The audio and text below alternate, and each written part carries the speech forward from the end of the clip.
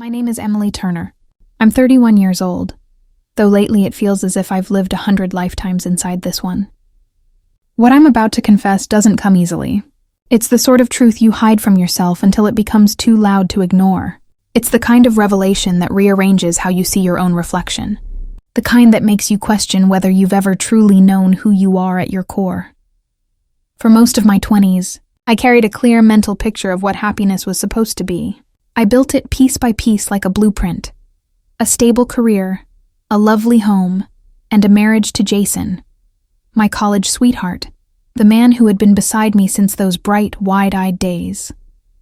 On paper, Jason was everything I was taught to want. Dependable, predictable, the type of person who could steady the world just by walking into a room. Our little house reflected that steadiness too, neatly kept, routines etched into the walls like clockwork, each day a mirror of the one before. From the outside, everything seemed perfectly in place. Friends envied our predictability. My parents praised our stability. Yet behind that polished image, something inside me had begun to shift, a quiet restlessness I didn't dare name. At first I silenced it. I told myself every marriage cools after the honeymoon rush burns off, that contentment was simply quieter than passion. Still, in the spaces between words, in the evenings when Jason's eyes locked on his laptop instead of mine, or when our conversations dissolved into polite, neutral silence, I could feel it.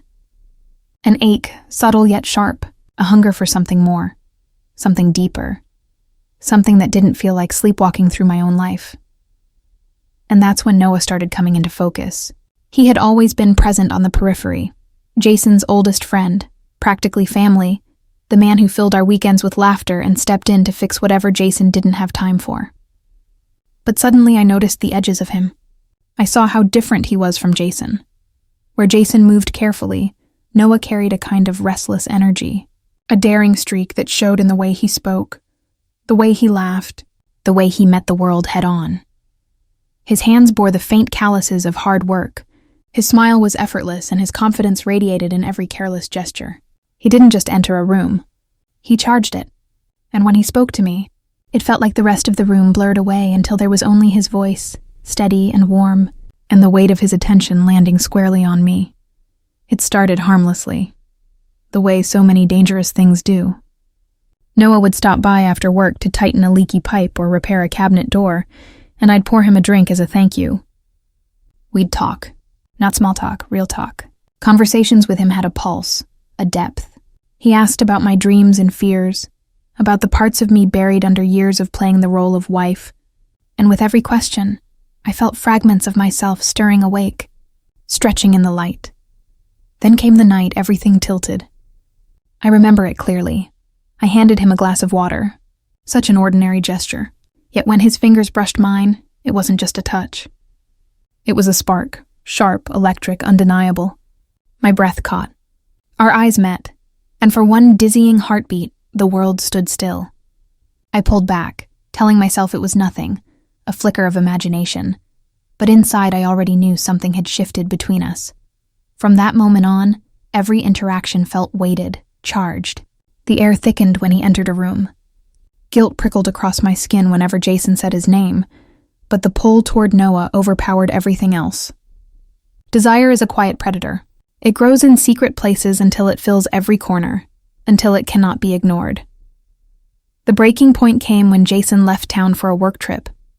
The house felt strangely vast without him, shadows stretching longer than usual. Noah came over to fix a dripping faucet in the kitchen, and our easy laughter rolled out like it always did. But then the laughter faded, and silence settled. Not empty, but dense, humming with something unsaid.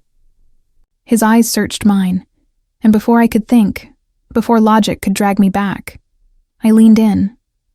What followed blurred the line between fear and exhilaration. His arms around me felt like an answer to a question I hadn't dared to voice. In Noah's presence, the world beyond the kitchen walls disappeared.